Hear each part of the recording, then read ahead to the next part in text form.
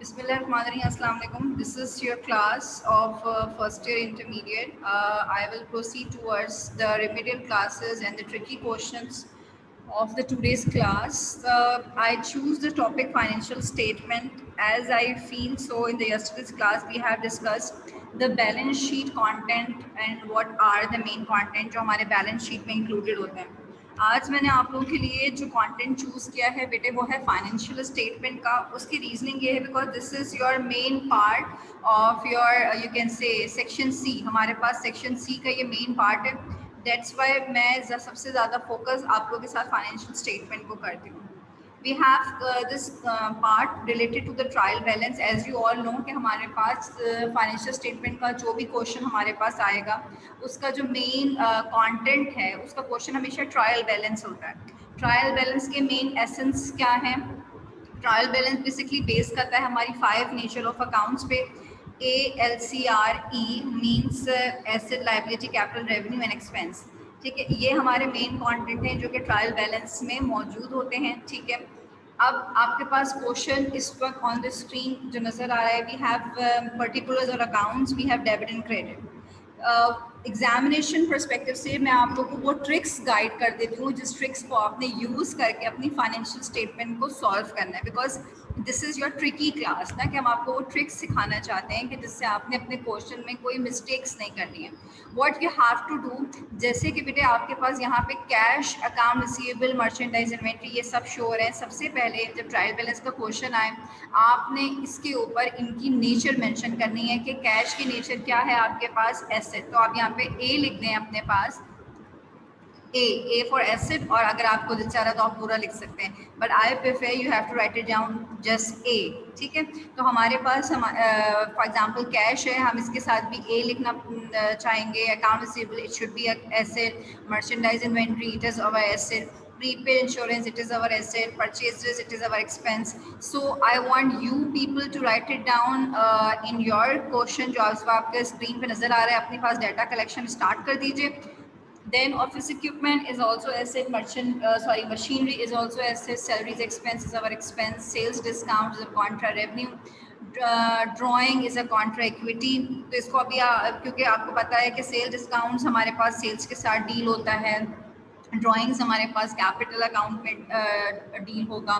कल मैंने आप लोगों को बैलेंस शीट के साथ कैपिटल यानी ड्राइंग किस तरह यूज़ होता है कैपिटल के साथ उसकी इक्वेशन भी पढ़ाई थी.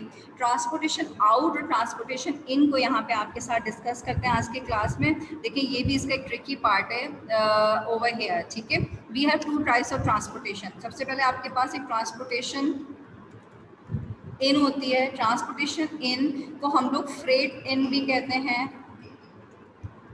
और बेटे इसको हम लोग कैरेज इन भी कहते हैं, या कैरेज इनवर्ड आप समझ लें. ठीक है, इनवर्ड या इन एक ही बात होती है. ठीक है, ये सारे जब कैरेज इन, ट्रांसपोर्ट इन और फ्रेट इन, ठीक है, ये जब सारे कंटेंट होते हैं that should be add up. ये सब ऐड होते हैं किसके अंदर जनाब? ऐड इन परचेजेस में. इसके यहाँ पे टॉप पे लिख देती हूँ, ये आपके पास ऐड इन परचेजेस. जो भी आपने सामान परचेज किया होगा उसमें आप ये कंटेंट ऐड करेंगे. कौन कौन से? ट्रांसपोर्टेशन इन, फ्रेट इन और कैरेज इन. अगर स्क्रीन पे आपको नजर आ रहा है तो ये ट्रांसपोर्टेशन इन नहीं है, ये ट्रांसपोर्टेशन आउट है. इट मींस ट्रांसपोर्टेशन इन तो ये सारे हो गए. ठीक है, ये ऐड होगा. मैं इसको अगर हाईलाइट करना चाहूँ, ओके, देन हमारे पास आगे प्रोसीड करती हूँ. ट्रांसपोर्टेशन आउट को कैसे डिस्कस करेंगे? Transportation out will be treated as your expense. ठीक है, transportation out is treated as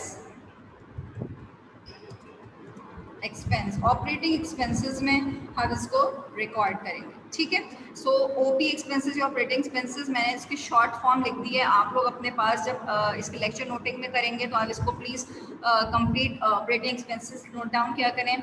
आज सिर्फ मेन कंटेंट बता रही हूँ कि अभी आपने फाइनेंशियल स्टेटमेंट स्टार्ट नहीं करी है, लेकिन सबसे पहले जो गिवन क्वेश्चन है उस पर आपने उसकी नेचर ऑफ अकाउंट्स लिखनी है ताकि एग्जाम में जब हम लोग क्वेश्चन कोई भी सॉल्व करें तो हमारे पास कोई भी मिस्टेक्स ना हो. ठीक है, then we have purchase return, again it is our contract expense account. Then we have accounts payable, wages payable, liabilities, advertising expense is our expense. Then we have billing expense, उसके name के आगे पता चल रहा है कि वो सारे आपके एक्सपेंसेस हैं। We have sales is our revenue and capital January. जनवरी लिखा हुआ है हमारे पास, टू टाइप्स के कैपिटल्स होते हैं, कैपिटल स्टार्ट या कैपिटल एट एंड, ठीक है। यहाँ पे अब आपके पास जनवरी लिखा हुआ है, it means it will be your opening capital, ठीक है। जनवरी का देखें, जब हम लोग आइडेंटिफाई कर रहे होते हैं अपने कैपिटल एट स्टार्ट को, ठीक है, कैपिटल एट स्टार्ट का वर्ड भी यूज़ होता है इसके लिए, आपके पास बिगनिंग कैपिटल भी यूज़ हो सकता है, ये इसके सिनोनियम्स हैं। कैपिटल के साथ आपको जनवरी का वर्ड जब नज़र आएगा तब भी आपको पता चल जाएगा कि ये इसका कैपिटल स्टार्ट है, या फिर आपके पास इसके लिए टर्म यूज़ होंगी opening capital. These are all your synonyms, ये सारे सिनोनियम्स हैं जो कि आपको मीनवाइल पता होने चाहिए कि जब हमें कैपिटल एट स्टार्ट या ओपनिंग कैपिटल, बिगनिंग कैपिटल को सर्च करना है, यहाँ पे बिगनिंग में ई आएगा, ठीक है, बिगनिंग कैपिटल को हमें सर्च करना है तो हमारे पास के सिनोनियम्स कौन कौन से होने चाहिए, ठीक है। This is your question only. Then I proceed further data adjustment. For the data adjustment, we have merchandise inventory on December 2013 was valued at 30,000. हमारे पास वो merchandise inventory जो कि December 31st में आ रही है, एंड है, क्लोजिंग है, ठीक है। जिस मर्चेंडाइज इन्वेंट्री अगर आपके पास ट्रायल बैलेंस में यहाँ पे ऊपर गिवन होती है, it means this is your merchandise inventory opening. अगर उसके साथ ओपनिंग का वर्ड नहीं भी लिखा हुआ, ठीक है, जो आपका ट्रायल बैलेंस में है वो हमेशा ओपनिंग कंसिडर होती है, और वो मर्चेंडाइज इन्वेंट्री जिसके साथ आपके पास दिसंबर का वर्ड मेंशन है, that will be consider as a closing, ठीक है। अच्छा, क्लोजिंग को भी आइडेंटिफाई करने के लिए अगेन आपके पास एक तो मंथ मेंशन हो सकता है, या फिर आपके साथ क्लोजिंग का वर्ड होगा, क्लोजिंग मर्चेंडाइज इन्वेंट्री, ठीक है, या आप इसको एंडिंग का वर्ड भी यूज़ कर सकते हैं, ending merchandise inventory. These are the words for the identification, कि जिससे आपको सिनोनियम्स अगर वो पता हैं तो आप इस चीज़ में कंफ्यूज नहीं होंगे कि मतलब हमने कभी आज तक एंडिंग का वर्ड नहीं सुना या हमें मंथ गिवन है। तो सपोज़ अगर ओपनिंग मर्चेंडाइज इन्वेंट्री की मैं बात करूँ, यहाँ पे ट्रायल बैलेंस में यहाँ पे वो आपको लिख के दे देते हैं कि वो मर्चेंडाइज इन्वेंट्री मार्च है, सही है, तो मार्च भी कंसिडर ओपनिंग ही होगी क्योंकि वो ट्रायल बैलेंस के अंदर गिवन है, स्टार्टिंग ऑफ द मंथ है। This is the question. Now what is the required part, अब उसके ऊपर आ जाते हैं, थोड़ा सा आपको एक्सप्लेन करते हैं। रिक्वायर्ड पार्ट में आपको इसकी इनकम स्टेटमेंट बनानी है, so you must know the format of the income statement, ठीक है। सो अपने पास इनकम स्टेटमेंट के फॉर्मेट को अपने मैनुअल्स में से रिवाइज कर लीजिए, जो सेल्स और सेल्स रिटर्न्स एंड इसके डिस्काउंट्स के साथ स्टार्ट होता है, ठीक है। हम इसकी इनकम स्टेटमेंट बनाना स्टार्ट करेंगे। मीनवाइल कोई भी प्रॉब्लम होती है, you can ask me and then I will share the answer with you. First, I am giving you the time to solve your question. The question will be shown on your screen after a while. Now, I will let you know what are the contents that we will use in the income statement. Income statement basically हमारे पास start होती है सबसे पहले sales से। Highlighter use कर लेते हैं अपने सेल्स को, अपने जो कि आपके इनकम स्टेटमेंट का कंटेंट है, मैंने इसको इस वक्त हाईलाइट कर लिया है, ठीक है। देन डेफिनेटली मुझे सेल्स में से सेल्स डिस्काउंट लेस करना होगा। सेल्स रिटर्न इस क्वेश्चन में अवेलेबल नहीं है। सेल्स माइनस सेल्स डिस्काउंट, मेरे पास नेट सेल्स आ जाएगी। उसके बाद हमारे पास फॉर्मेट में क्या है, less cost of goods sold. Cost of goods sold calculate करने के लिए मेरे पास होनी चाहिए ओपनिंग इन्वेंट्री, जो कि इस वक्त मेरे पास यहाँ पे मौजूद है। Then purchases, purchases is over here, ठीक है। परचेजेस में के साथ परचेज रिटर्न या डिस्काउंट होना चाहिए। मेरे पास सिर्फ यहाँ पे परचेज रिटर्न मौजूद है, मैं इसको हाईलाइट कर लेती हूँ।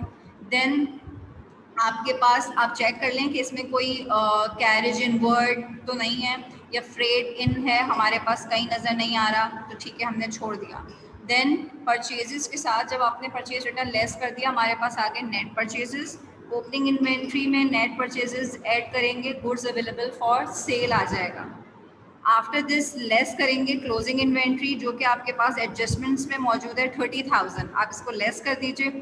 क्लोजिंग इन्वेंट्री लेस करने के बाद आंसर आएगा कॉस्ट ऑफ गुड्स सोल्ड, जो कि आपने नेट सेल्स की जो वैल्यू निकाली है, सेल्स माइनस सेल्स डिस्काउंट, उसमें से आप माइनस कर देंगे। Net sales minus cost of goods sold is your gross profit, ठीक है। ग्रॉस प्रॉफिट के बाद लेस करते हैं नीचे ऑपरेटिंग एक्सपेंसेस लिखते हैं। ऑपरेटिंग एक्सपेंसेस में हमारे पास कौन कौन से एक्सपेंसेस आ जाएंगे, हमारे पास आ जाएगी सैलरीज एक्सपेंस, ठीक है। Then we have transportation out is our expense, then advertising expense, billing expense, wait, this will be your billing expense, ठीक है। सो ये वो कंटेंट हैं जो कि आपको यूज़ करने हैं while you are forming your income statement. इसके अलावा आपने अगर कोई कंफ्यूजन है तो शुरू से अपने एक दफ़ा क्वेश्चन गो थ्रू कर लीजिए। Cash, account receivable, prepaid, office equipment, इन सब की नेचर एसेट है तो ये इनकम स्टेटमेंट में नहीं आते हैं। ड्राइंग भी बैलेंस शीट में रिकॉर्ड होता है। Then we have account payable, wages payable, again liability है, बैलेंस शीट में जाएंगे। कैपिटल है, इक्विटी का सेक्शन है, बैलेंस शीट में जाएगा। इनकम स्टेटमेंट में हमेशा दो नेचर ऑफ अकाउंट्स ट्रीट होते हैं।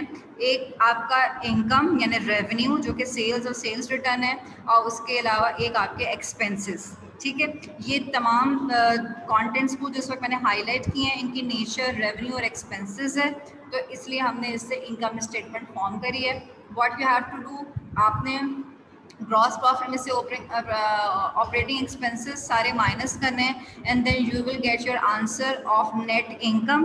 नेट इनकम अगर आपकी पॉजिटिव है तो आपका नेट प्रॉफिट होगा, और नेट इनकम अगर आपकी नेगेटिव है it will be your net loss. Hope so it is clear to you. This is a sum up way to solve your income statement.